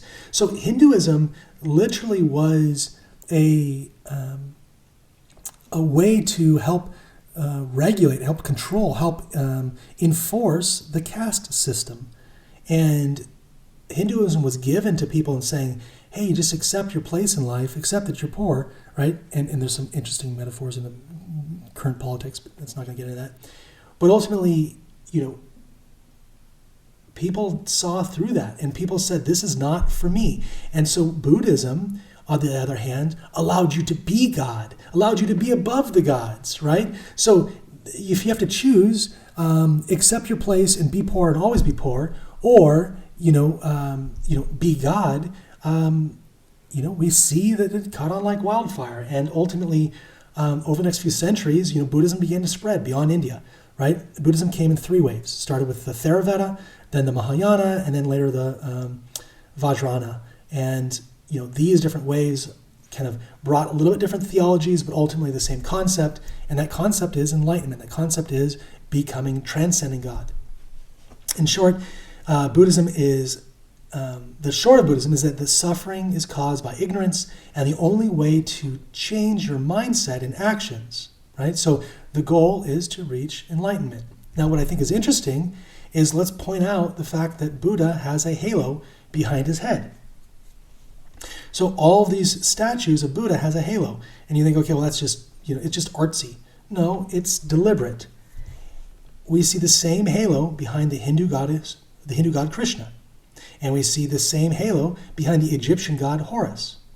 So any basic pattern matching shows a direct lineage from Egyptian sun worship to Hindu paganism to ultimately a rebranding of spirituality and enlightenment, which is like paganism light, right? So like cereal, paganism light, same great flavor, but now even more in it for you. Okay, I'm getting way too sarcastic with this one.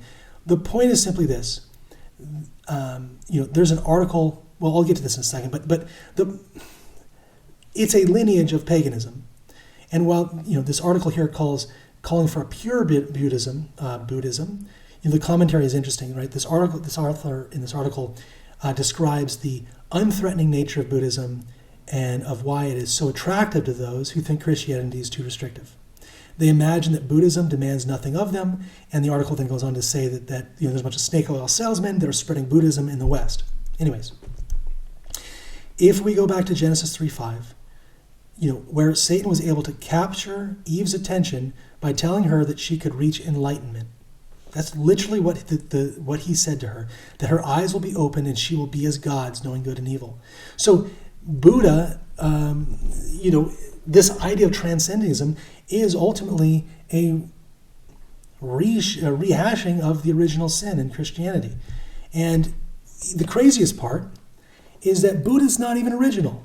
That Buddha is a plagiarized copy of Mahavira or Vardhaman, right? So when we actually research that that Buddha is a younger contemporary of Mahavira, who established the tenets of Jainism before Buddha even came about. And so let's get into that. Excuse me. So the next transtheistic religion we can analyze is Jainism. And Jainism came before Buddhism, okay? And when we read Jainism, right, it's pretty similar. He abandons all worldly possessions. He left home in pursuit of a spiritual awakening and practicing intense meditation, after which he obtains omniscience. So he becomes God, okay? One of these is Buddha, and one of these is Mahavira. Which is which? You tell me. Pretty hard to tell the difference, right? I think it's interesting that they are literally carbon copies of each other. Buddhism is taking Jainism at the time it was needed most but then rebranding it so that it could be more adapted to the time that it needed there. If you like memes, this one's for you. Little ironic. The concept of giving up desire, and yet all the statues are, made of pure gold. Okay, little joke. Anyways, Buddhism and Jainism are 2 Indian religions. Gautama Buddha and Mahavira are generally accepted as contemporaries. Jainism and Buddhism share many features, terminology, ethical principles, just emphasize them differently. So if you want to believe in Buddhism, then you need to actually go make sure that you understand what Jainism is, because Buddhism is just a carbon of Jainism. And if you want to believe in either of those, you need to actually understand what Hinduism is, because they both came out of Hinduism. And if you want to understand what Hinduism is, you need to be looking at the Egyptian mythology, because Hinduism came out of Egyptian mythology. So how do you explain the dangers to someone who aligns with viewpoints on the surface that are incredibly good but have hidden agendas? And I think this is what transtheism is so much about. We see this even in the Christian community with this idea of the prosperity gospel, and that we can achieve. All we have to do is just tap into that source inside of us, right? The God in us. And to be clear, the Holy Spirit is to live in us, right? We are, don't you know that you are a temple of the Holy Spirit? But we can't channel God, right?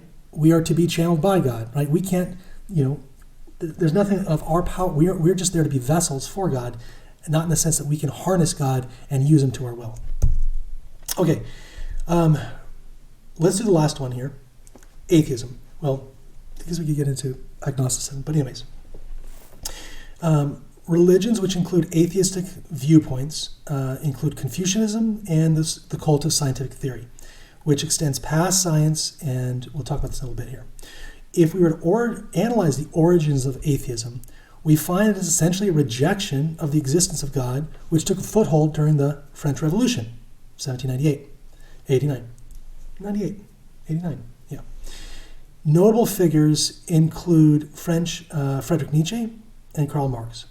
Okay, so we need to understand the time period. To understand atheism, we have to understand what was happening to lead up to that period of time. So the French Revolution and ultimately atheism was a rejection of Catholic oppression. This is a fact. The period we refer to the Dark Ages, from 500 to 1000 AD, was a period where the Catholic Church was both the religion and the state. The Pope enjoyed unprecedented power, which demonstrated the corruption and oppressive nature of the Catholic Church, which strangled out any dissenting voices or free thought. The state control of the Catholic Church was overthrown in 1789 with the French Revolution, which caused a massive shift in power away from Catholicism. Okay, so the revolution caused that shift. We read here in The Age of Reason by Thomas Paine, the state control of the Catholic Church was overthrown in 1789. The French Revolution was brought about. The Age of Enlightenment is an embracing of the reason over Catholic oppression, which the people of France were running headlong into atheism. Okay, so ultimately, bottom line, the people of France were running headlong into atheism.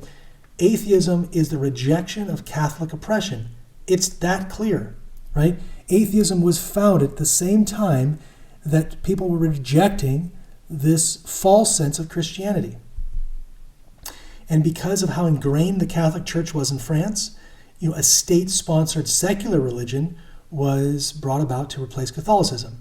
And it was called the Cult of the Supreme Being, can't even make that up, founded by Maximilien Robespierre in 1794, which brought about the Age of Enlightenment as an embracing of reason over Catholic oppression. Again, this is not my opinion, this is history. To get a sense of the times, Maximilian was really one of the most influential figures of the French Revolution, if not suspected of even starting it, right? Widely suspected he was a Freemason. He was influenced by Voltaire, and would frequently quote, "If God did not exist, it would be necessary to invent him." So this is a weird dude. With the overflow of the Catholic oppression, free thought could exist again. And like any teenagers that were, maybe raised on a really strict rule by their parents, and then they go to college and they're swinging from one extreme to the other, that's pretty much the state of the world, right? The 19th century brought about movements of liberalism, communism, neoclassicism, all of them traced back to the same period. And even following was the decadent movement. So Charles Baudelaire's movement, which was centered on this ideology of excess and artificiality, right? This movement was characterized by self-disgust, sickness of the world, general skepticism, delight in perversion. This is not my words, it's theirs. Crude humor, and belief in the superiority of human creativity over logic and the natural world. So central to this decadent movement was the view that art totally opposed to nature in the sense of both biological nature and of the standard or natural norms of morality and sexual behavior. So what we find from this is that atheism allowed for an escape from moral accountability. Atheism started as a rejection of oppression, and then the kids went off to college and realized that they loved the orgies and whatever, and ultimately wanted to then embrace a lack of moral accountability. So there's examples of this kind of broader narrative about how secularism evolved over time, right? Atheism had its impetus in the movements ranging from materialism, nihilism, occultism, the decadence, to the creative expressionism, to just elitism. And atheism allows that escape from moral accountability, right? The theistic counterculture that provides an identity that many crave, because of, I don't know, a very prolific group of a very few but prolific group of intellectuals produce tons of these attractive concepts of freedom of religious, thought, freedom of thought and superiority to self, of self, and it's kind of like all these problematic viewpoints, deeming any sort of religious class as unintellectual. And we see that today. We see, well, you're an idiot if you believe in God, right? But I'm not going to get into it now. Okay, the point is simply this. Like, the overall implication is that anyone who's a searcher for truth and who follows the data will lead them to atheism. But this is objectively false. Viktor Frankl explains it like this. When a person can't find a deep sense of meaning, they distract themselves with pleasure. And that really was the movement of, Charles Baudelaire's decadent movement, right? Now, it's interesting who was influential, right? And ultimately we find out that, Charles Baudelaire was very influential on another gentleman called Friedrich Nietzsche. Now, you probably heard Nietzsche, the name before. Nietzsche had a profound impact on pretty much all modern intellectual, history, kind of, he used his influence to persuade people that, in his quote was, God is dead. And he was viewed as an atheist and founder of nihilism. Okay? So here's a quote. Nietzsche stated that he did not come to know atheists as a result of logical reasoning, okay, but a matter of instinct. So he instinctually believed that God did not exist. And it's a little bit odd that someone would create an entire cult of reason that's not based on reasoning. It's not based on logic, but based on feelings. Okay, so just the origin of, how he sees of atheism is incredibly off to me. Not based on reasoning, not based on logic. So who was this guy? And again, I don't want to I'm going to get into it a little bit, but if we want to understand the mental state at the time of his 1882 declaration that God is dead, we need to read a letter written by so he had a friend, Malwida, right? And, okay, I'm going to get into it. She betrayed his trust and ultimately started talking about Richard Wagner's gossiping of his small penis, excessive masturbation, and how he had, committed essentially intercourse with young boys. Okay, now, I am only bringing this up because this is the guy that says that God is dead. This is the guy that's creating a movement called nihilism. And so this unhappy, small penis child molester whose friends all abandon him and are laughing behind his back creates this idea that life is meaningless. Okay? So I'm just going to say that's context. And if you want to go into it more, there's this super long-winded book called Age of Atheists that I don't think you could ever get through reading, but I tried. And the parts that I read and remember ultimately, credits Nietzsche as this declaration to providing, call to action for modern artists and writers and philosophers and poets. And I'm paraphrasing here, but, they were looking for a theological justification for their excess. Okay? So in this book by Watson, we learned that all these people, like the mother of modern dance, Isadora Duncan, confessed that the seduction of Nietzsche's philosophy ravished her being. Okay? Poet of 20th century literature giant, William Yeats, wrote that he had not read anything with so much excitement as he did with Nietzsche's works. Okay, Yeats ultimately succumbed to occultism, and in order, Yeats was with Bram Stoker and Watson, and he was quoted as saying he lost control of his mind and beat his head on a table during a seance. Okay, I'm just trying to say, this is the type of people that are bringing the age of, that are bringing out atheism, that are bringing out nihilism, right? This is who the father of this religions are. And all these others that were influenced by Nietzsche, including jazz musician Charlie Bird Parker, right, who created really the soundtrack to the beatnik movement, the beat movement, I should say. His advice was, don't think, quit thinking. Okay, and this movement was criticized as nihilist, intellectual, but it evolved from this atheistic kind of viewpoint, this willful form of ignorance of theism, right? Not even just not just being ignorant, but a willful ignorance, right? This idea is just stop thinking and just go with the flow, let the music take you. In 1960s, this kind of morphed further into the beatnik movement.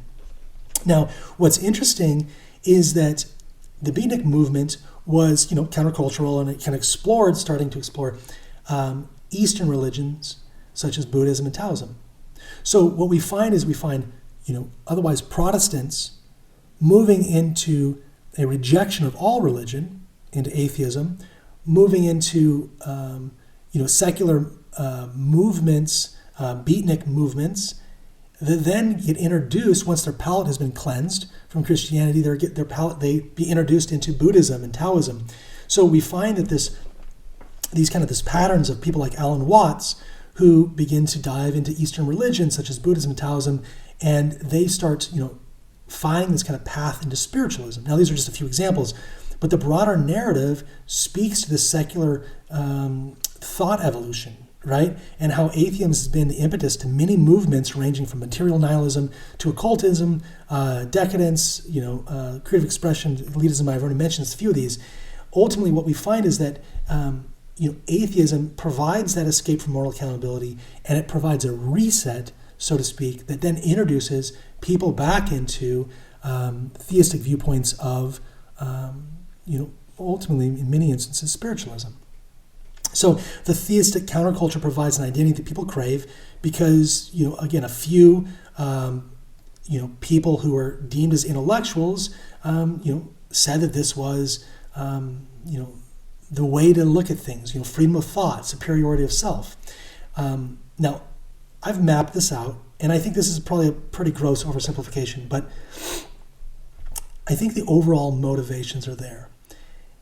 If I were to believe that there is no God, this would explain why there's so much suffering in the world, which is rooted in the desire to avoid disappointment of a neglectful God, right? This rests in the reasons that are self-centered ones. And if there is no God, then there is no higher moral authority. So no one can judge my, right or wrong, right? So ultimately then I would be able to avoid punishment. Right? And this is rooted in now self-preservation. The first one was rooted in other-centeredness. Now we're rooted in self-centeredness. Right? The next motivation is self-exaltation. If there's no God, there's no rules, anything goes, and one can simply please self. Right? So the highest level of self-exaltation is that if there is no God, there's a pathway to becoming God. And as we see in Buddhism, how Buddha mocked the Hindu god Mahabrahma and questioned his divinity as a path forward towards reaching nirvana or the highest echelon of spiritual enlightenment. I believe that there are a number of ways that you can kind of see this, but I believe that these are essentially the overall ideas, right? One is to avoid disappointment, one is to avoid punishment, one is to please self, and one is to become God. And so if either of those motivations are in us, then it would make it very easy to say, okay, yes, let's just look at there is no God. Now, there's probably some more nuances there, and we'll probably evolve this chart over time. I did that in like 10 minutes, but the point is simply this. I recommend watching this video, and it's Penn Jillette from Penn and Teller talking about atheism. And he breaks it down. In fact, man, I really just want to even almost hit play on this video now. But really recommend watching this video. And he shares this, that he believes that proselytizing or telling people about eternal life and telling people about Jesus as their Savior is actually, and he's a well-known atheist, he says that it's a polite thing to do. He says that how much would you have to hate somebody, not to tell somebody that eternal life exists? And he used this example of a truck, right? somebody standing in the freeway and a truck bearing down on them, and you're going to say, hey, get out of the road, there's a truck coming, right? And then eventually you're going to want to grab that person and pull them off of the road to save their life. And his exact quote is, and religion is even more important than this, right? He's placing this concept that, if the whole narrative of Jesus being our only Savior and eternal life being possible exists, and we're not out telling people this, then how upset are they going to be at us? What do you mean you knew that the only way to be saved was through Christ and you didn't say anything, right? And so this is obviously a weird one for me, because look, for those that actually know me, know that I don't care what people believe. Like, I really believe in free will. And if you have a logical case to state your narrative, and if you study it for yourself, I actually respect your beliefs. I know that doesn't sound great, maybe, but I do. I don't care. Like, you found that belief for yourself, good. The people that I can't stand, the people that I can't allow, and I know that's a weird word to use, are the people that haven't thought for themselves. And so I guess for me, like, I'm not out to convert people. I just want people to think for themselves, because it drives me nuts how people are believing lies and they've never thought for themselves because they're so hypnotized by so much going on in the world. We're controlled by consumerism. We're controlled by so much that stops us from taking the time and having the time to be able to explore our existence. And so again, I truly actually don't care what you believe. I just want you to have, done the work to believe, to understand what you believe on your own. And you'll find that people that I have conversations with that really are fundamentally believe in something, like, I'm good with that. Like, I don't care. I'm not trying to change you. It's just, I do believe that there is a narrative that is the most logical narrative is one of a monotheistic God, specifically God of Abraham, and specifically through Jesus Christ. And I don't know, like, I guess, again, people that know me, that have worked with me, that see how logical I am, like, what I do is I conceptualize things. I create things, I make things simple. I create frameworks. Like, I'm not out, like, I don't have an agenda to be some crackpot, theist. I mean, I don't know. Anyway, this is just a long piece to say, watch this video by Gillette, and I think it was really powerful. And I guess that's my motivation on why I'm even doing any of this, and why I'm taking the time to, take the time to explain these things. I did all of this really so I would understand where I stood with things. I didn't originally do this research to share with anybody else. I just feel like we don't have the time and the ability to read through, years of material to try and synthesize this. And I feel like those that are out talking about it are a bunch of liars. Man, I'm getting dark today. Okay, let's keep moving. So, speaking of liars, scientism. So, I think people like, Charles Hitchens, Christopher Hitchens and Richard Dawkins, I think both of them are spiritual leaders. And, while they are, under the guise of scientists, they're not scientists. In fact, Dawkins preached, that since God cannot be proven or observed through scientific methods, that God cannot exist. But most of science is either observational or a direct, extrapolation of the observations. So there's only a very small portion of scientific theory that's ultimately not very scientific, right? So for me, this is science. The first layer of science defines or explains, really, our observations. The second layer, and that's facts, laws. That is demonstrably true, always will be true. That's science, okay? The second layer kind of fills in the gaps of what cannot be seen or experienced with the physical, right? And this layer is based on logical conclusions of things we can prove. So that's more of the theories, right? Ultimately, as you get out into it, even with things like evolution, you have to start trusting things, because you start having concepts like, everything came from nothing, but there was a bang, so nothing collided with nothing and made something. I don't know.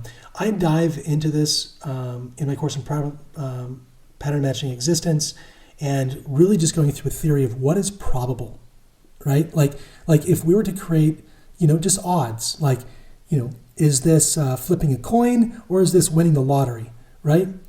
What is the probability that God exists, and what's the probability that we were, we kind of came from nothing? So the next one is just a flat-out cult, but I'm going to cover it more in my course on cults and brands, but I wanted to include it in this one because of a very interesting perspective. And so this is another atheistic religion, Raelism. It's brand new, 1970. This thing is brand spanking new. Claude Voron is the guy that created Raelism. And why I'm including this is because I actually think there's something to this whole UFO thing. And I think that, since Roswell and since if we look at what's been happening, a lot of movement in the military and the government of releasing, our UFO findings, UFO sightings. Now, I don't think they're aliens, right? I think they're evil spirits. I think it's the devil's evil angels that are trying to just mess with our minds and mess with our faith. But I do think that this concept is going to be coming up in the future. So ultimately, Raelism is a atheistic UFO religion which uses a lot of biblical concepts, but ties them down to being aliens. So Buddha, Jesus, Muhammad, and Rael are all prophets come to warn the earth. I think this narrative is going to play itself out with global warming, with the use of atomic bombs and atomic nuclear weaponry, right? I think ultimately we may actually see an alien. Well, I'll get into it later. But anyways, Rael stated that he experienced an extraterrestrial encounter. 1973, quit his job. He was a race car. He wrote for a race car magazine. So that's pretty funny. He was a writer, then founded a cult. Who else has done that? Scientology was a writer, founded a cult. Interesting how many cults are founded by people who are writers. Weird. Anyways, so again, don't laugh this one off completely. I recommend going into YouTube, Googling, looking up Strange Normal in YouTube, or looking at Starfall Movie. I think it's starfallmovie.com. Just type in Starfall Strange Normal in YouTube. I really recommend this. Now, this documentary was created by a buddy of mine who has been analyzing these UFO sightings for some time. And again, I don't think UFOs are aliens from another planet in the sense that they're coming to warn us and they are what they say they are. But I do think that they're, the Bible says that Lucifer can come as an angel of light. The Bible says that that evil fallen spirits fallen angels can present themselves as spirits, can present themselves as our family that had died, and present themselves and look exactly like who our family was. So there's a lot to it. Again, Strange Normal channel, Brad Burnham, recommend it. Okay, finally, let's discuss agnosticism. I'm going to do this one really quick. There's different levels of agnosticism. Okay, ultimately, it's a view that maybe God exists, maybe doesn't exist, right? I mean, I think further investigation shows that many atheists are not trading religion for science as much as they're taking a defeatist viewpoint, on the limits of human knowledge and ultimately embracing empirical data flocking towards this. Ultimately, what I'm getting at here is this: is there a God? Is there not a God? Doesn't matter, right? That's really what I said atheist. I meant agnostic. That's what agnostic is, right? So, if we look in this further, there's essentially different levels, right? So there's Gnostic theism, agnostic theism, then there's just full-on agnosticism, right? And then there's atheism, right? And there's agnostic atheist and Gnostic atheist. So that's really your breakdown. Again, I love putting things in boxes. So there's your type of agnostics. You're welcome. All right. So the big problem that I think that's coming as we start to look at all this is people are becoming less religious. So there's more and more agnostics, okay? Now, some people are coming to the conclusion on their own, I don't think God exists, right? Most are either the children of atheists, or they did not come to the conclusion independently, right? Or it's a rejection of religion due to maybe trauma, sexual preference, perceived condemnation, right? Ultimately, what we're finding here is that, this rise of no religion and the decline of Christianity have much more to do with the transmission from parents to children, right, than with adult deconversion. So what that essentially means is that continuing this this line that brought up with religions have about 45% chance of ending up as nuns, whereas those that brought up without religion have 95% of probability of retaining its identity. So this is what's been leading to more of this. I mean, the more I investigate this, agnosticism, the more of a case, for me, the higher power is clear. We read Stephen Hawking's, laws of science, ultimately have been finally adjusted to make possible development for life. Again, not a creationist. Fred Hoyle, a common sense interpretation to the facts suggests that a super intellect has monkeyed with physics as well as chemistry and biology, and that there are no blind forces worth speaking about in nature. Anyways, the numbers calculated from the facts seems to be overwhelming as a point to this conclusion, almost beyond question. Astrophysicist Fred Hoyle says that without question there has to be some sort of divine. As I examine more of the universe and details of its architecture, the more evidence I find that the universe, in some sense, must have known we were coming. Physicist Freeman Dyson. The exquisite order displayed by our scientific understanding of the physical world calls for the divine. Physicist at MIT. The scientist is possessed by the sense of universal causation. His religious feelings take away from religious. Anyways, I can't even get into this anymore. The point is this. It's like 2.5 hours. It's 2 hours in. I'm getting tired. The point is this. There are tons of quotes by atheists that question atheism.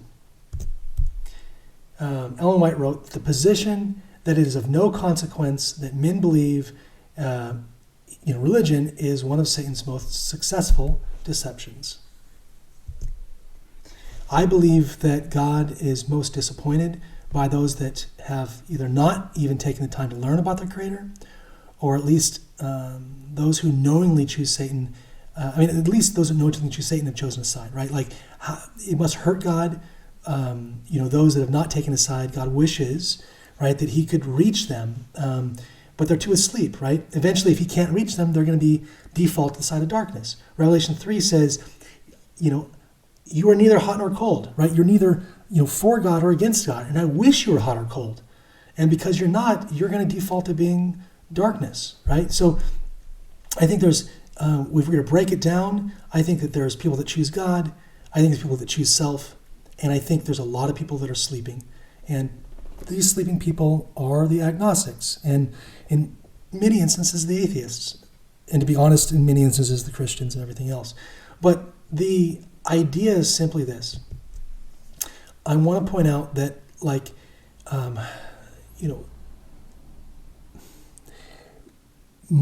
the way that I investigate, the way that I find logic things, my disdain for feeling like I've been lied to and feeling like people are lying to others makes me maybe come across a little bit like I'm attacking other religions.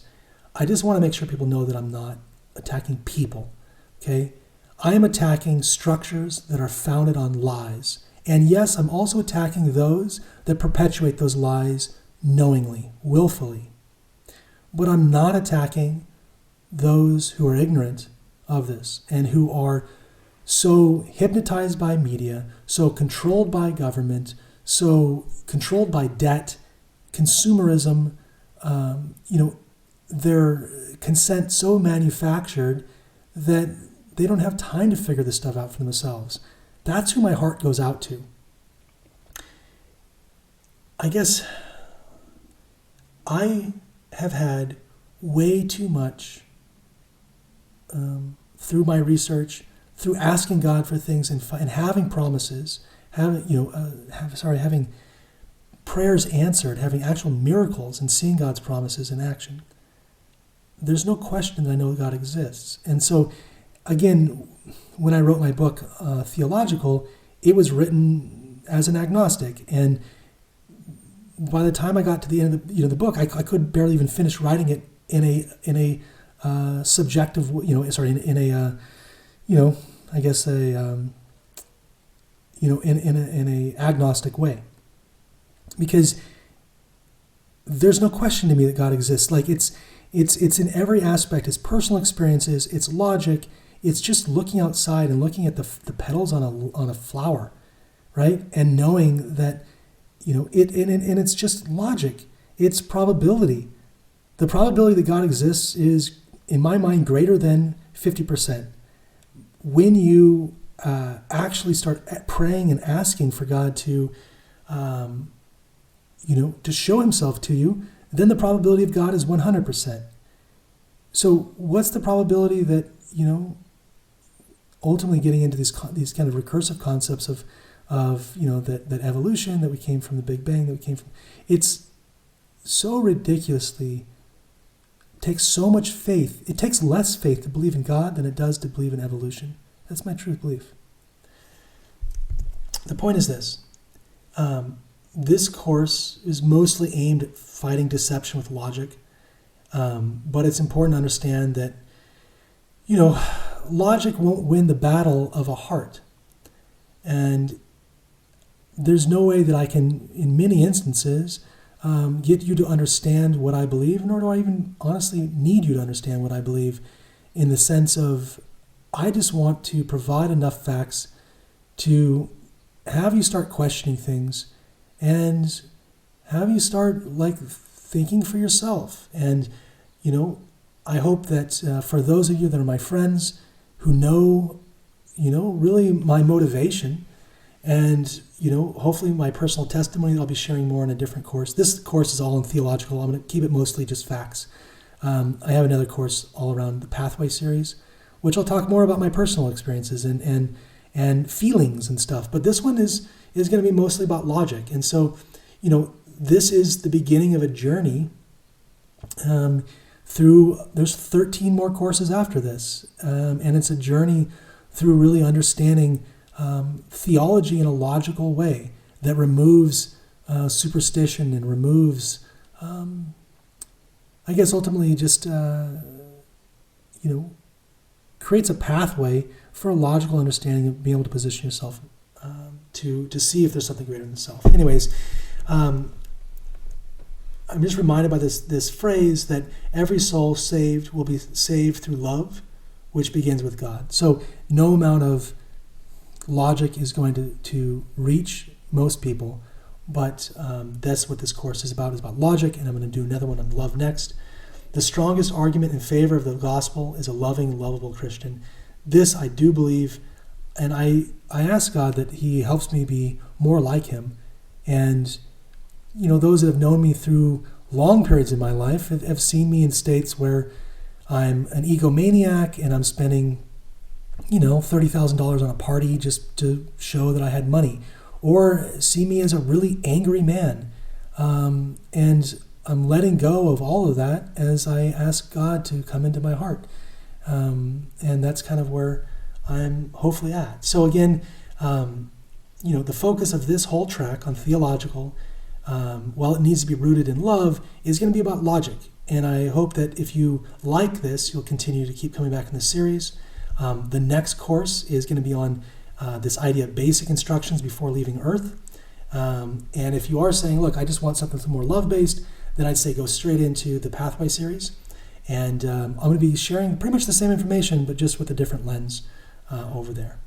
All right. So again, I appreciate your guys' time, coming through this whole video with me.